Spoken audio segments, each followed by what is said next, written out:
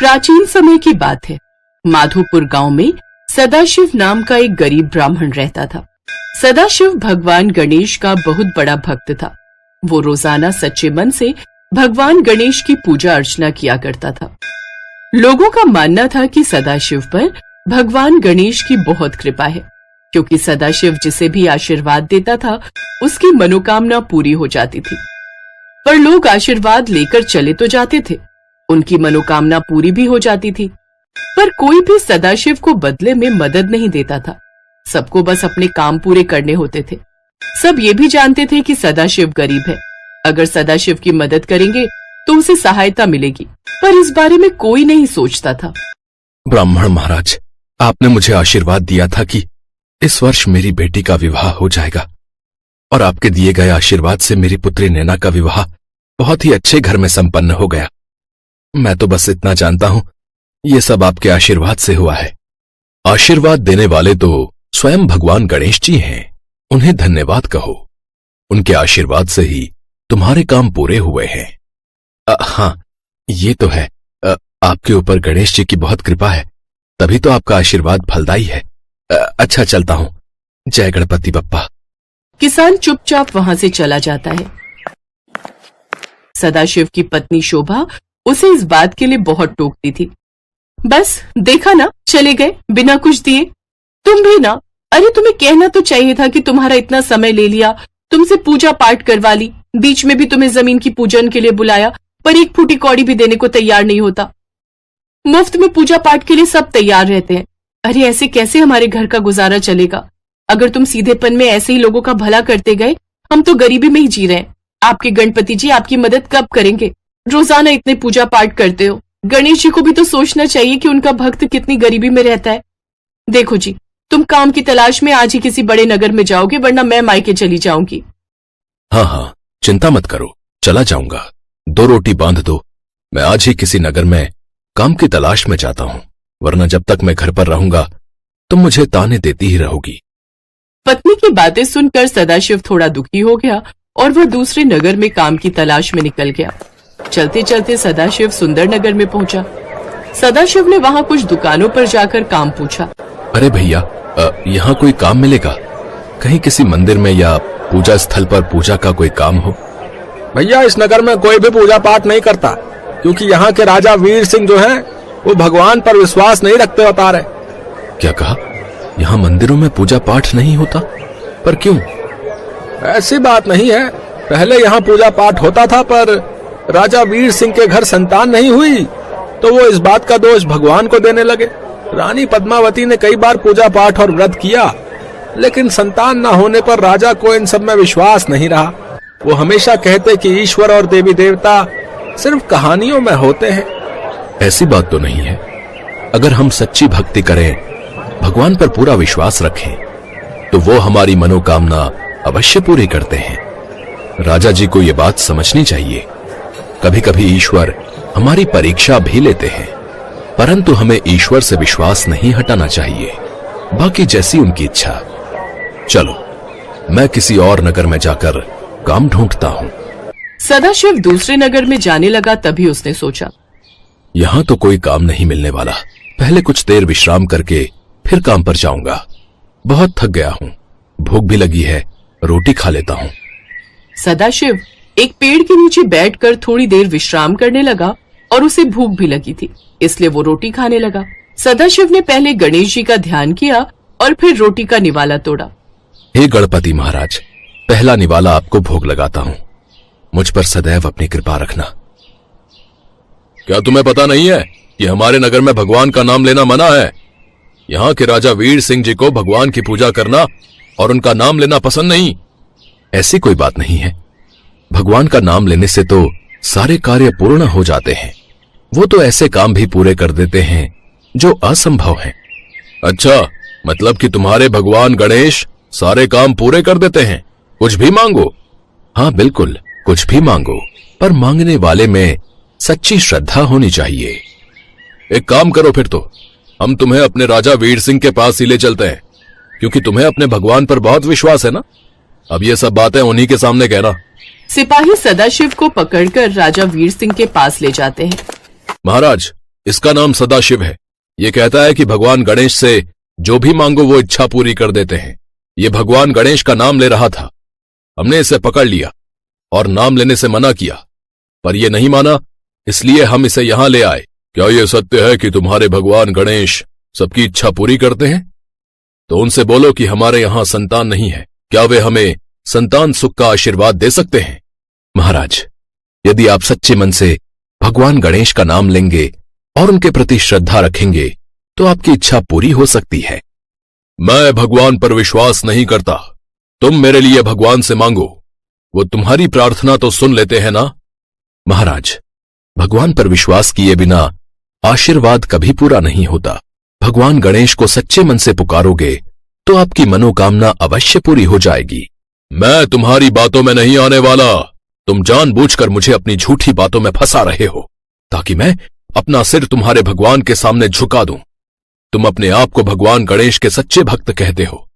एक बार अपने भगवान को बोलो कि वो यहां नगर में इसी क्षण बारिश करके दिखाएं, तब मैं उनकी शक्ति को मानूंगा। महाराज, मैं कोई जादूगर नहीं हूं, मैं तो केवल प्रार्थना कर सकता हूं। क्यों घबरा गए? क्योंकि मैं जानता हूं तुम्हारे कहने से तुम्हारे गणेश जी यहां बारिश नहीं कर सकते। तुम्हारी भक्ति झूठी है। तुम झूठी भगवान गणेश का नाम लेते हो और लोगों में झूठा प्रचार करते हो। मेरी मानो तो अब से तुम भी भगवान का नाम लेना छोड़ दो। नहीं महाराज, मेरी भक्ति झूठी नहीं है। मैं मृत्यु को प्राप्त हो जाऊंगा, परंतु आखिरी सांस तक मेरे मुख पर भगवान गणेश का ही नाम रहेगा। हे गणपति महाराज, यदि मेरी भक्ति सच्ची है तो आप इसी क्षण बारिश कर देंगे। ओम श्री गणेशाय नमः। ओम श्री गणेशाय नमः। महाराज, बाहर भीषण गर्मी और धूप है और मानसून भी नहीं है, तो बारिश कहां से आएगी? मौसम बिल्कुल साफ है। सदाशिव आंखें बंद करके हाथ जोड़कर भगवान गणेश की स्तुति करता है। अचानक आसमान में काले बादल छा जाते हैं, बिजली कड़कने लगती है, सब घबरा जाते हैं। कुछ ही देर बाद बहुत तेज मूसलाधार बारिश होने लगती है। सब नगरवासी खुशी से झूम उठते हैं कि उनको इतनी गर्मी में बारिश के आने से राहत मिल गई। राजा वीर सिंह भी भगवान गणेश की शक्ति को और सदाशिव की भक्ति को उस दिन पहचान जाता है। हे ब्राह्मण देवता, आप धन्य हैं। आप भगवान गणेश के सच्चे भक्त हैं। आपकी भक्ति सच्ची है। अब से मैं भी भगवान गणेश की स्तुति करूंगा। इस नगर में अब भगवान गणेश सहित सभी देवी देवताओं की पूजा होगी। हे गणपति महाराज, मुझे क्षमा कर देना, मुझसे बहुत बड़ी भूल हो गई। मैं आपकी शक्ति को पहचान नहीं पाया प्रभु, पर सदाशिव ने मेरी आंखें खोल दी, मुझे नास्तिक से आस्तिक बना दिया। हे गणेश भगवान, मेरी प्रार्थना सुनिए, मुझ पर कृपा कीजिए। मेरे घर भी बच्चे की किलकारी गूंजे, मैं बस यही प्रार्थना करता हूं। महाराज, भगवान गणेश अपने भक्तों की पुकार जरूर सुनते हैं। देखना, वो आपकी इच्छा अवश्य पूरी करेंगे। हे गणपति भगवान, हमारी प्रार्थना स्वीकार कीजिए। आज महाराज भी आपको सच्चे मन से याद कर रहे हैं। आपका बहुत बहुत धन्यवाद ब्राह्मण देवता, आपने हमारे जीवन में खुशियां ला दी। महारानी, ये सब तो भगवान गणेश की कृपा है। उन्हीं के आशीर्वाद से अब आपके जीवन में खुशियों के दिन आएंगे। महाराज, अब मुझे आज्ञा दीजिए, मुझे काम की तलाश में किसी और नगर में जाना है। नहीं नहीं ब्राह्मण देवता, अब आपको कहीं जाने की आवश्यकता नहीं है। अब आप हमारे नगर में ही रहेंगे। मेरे महल के मंदिर की देखभाल अब से आप ही करेंगे। आप अपने परिवार को भी यहीं बुला लीजिए। अब मैं आपको कहीं नहीं जाने दूंगा। राजा की बातें सुनकर सदाशिव बहुत खुश होता है और मन ही मन भगवान गणेश को धन्यवाद कहता है। सदाशिव की गणेश भक्ति जीत गई। राजा के महल में बने मंदिर में अब सदाशिव सेवा करने लगा। सदाशिव अपनी पत्नी और बच्चों को भी वहीं ले आया और भगवान गणेश के आशीर्वाद से उसके जीवन में भी खुशियां आ गई।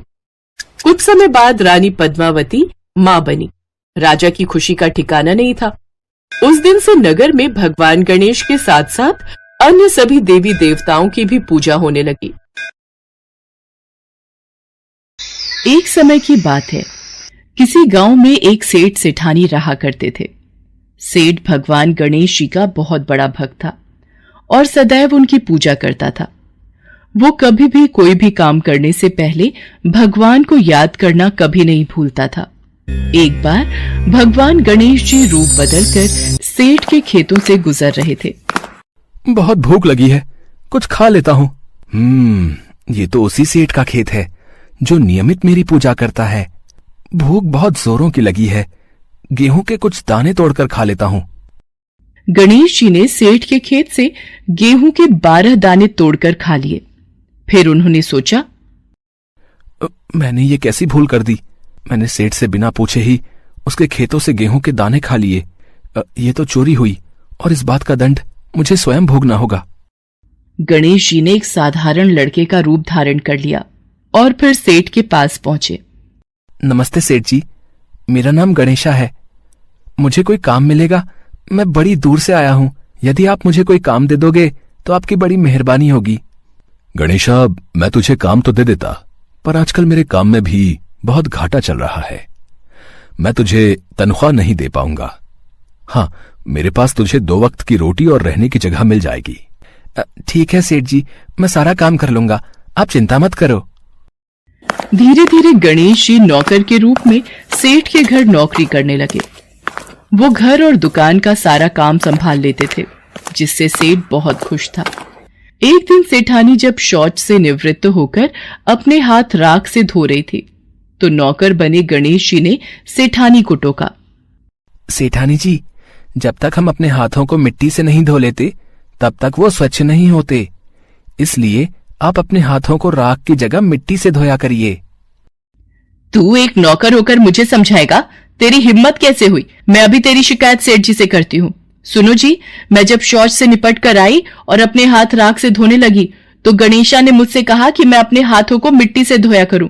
क्या ये बात सही है? गणेशा, बात तो तू सही कह रहा है। जब तक मिट्टी से हाथ नहीं धो लेते तब तक हाथ स्वच्छ नहीं होते। ये गणेशा तो बहुत समझदारी की बातें करता है, हमारा भला सोचता है। सुनो जी, कल मुझे गंगा स्नान के लिए जाना है, तुम चलोगे साथ? कल्याणी, तुम एक काम करो, कल गणेशा के साथ ही चली जाना। मुझे दुकान पर काम है। आप चिंता मत करो, मैं सेठानी जी का पूरा ध्यान रखूंगा और अच्छे से गंगा स्नान करवाऊंगा। अगले दिन सेठानी गणेशा के साथ गंगा घाट पहुंचती है। सेठानी गंगा के किनारे पर ही बैठकर स्नान कर रही थी। गणेश जी वहां गए और सेठानी जी को बीच गंगा में ले जाकर डुबकी लगाकर वापस किनारे पर ले आए। इस पर सेठानी जी बहुत गुस्सा हुई। उन्होंने गणेशा से कहा, गणेशा, ये तुमने क्या किया? मैं किनारे पर बैठकर ही स्नान करना चाहती थी, मुझे डुबकी नहीं लगानी थी। सेठानी जी, जब तक गंगा स्नान में गंगा जी में डुबकी ना लगाई जाए तब तक मोक्ष की प्राप्ति नहीं होती। गंगा स्नान तो डुबकी लगाकर ही पूर्ण होता है। मुझे ज्यादा समझाने की जरूरत नहीं है। सेठानी घर जाकर ये बात सेठ को बताती है। गणेशा, तुमने ऐसा क्यों किया?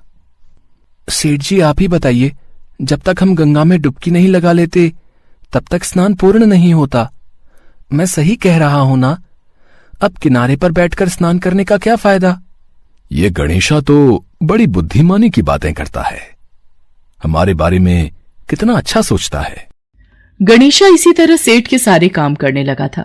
गणेशा के आ जाने से अब सेठ जी का व्यापार भी अच्छा हो चला था। एक दिन सेठ ने घर में एक पूजा का आयोजन किया और सेठानी जी को बुलाने के लिए गणेशा से कहा, गणेशा, जाओ जाकर सेठानी को बुला लाओ, पूजा का समय हो रहा है, हमें मंदिर निकलना है। ठीक है सेठ जी, मैं अभी सेठानी जी को बुलाकर लाता हूं।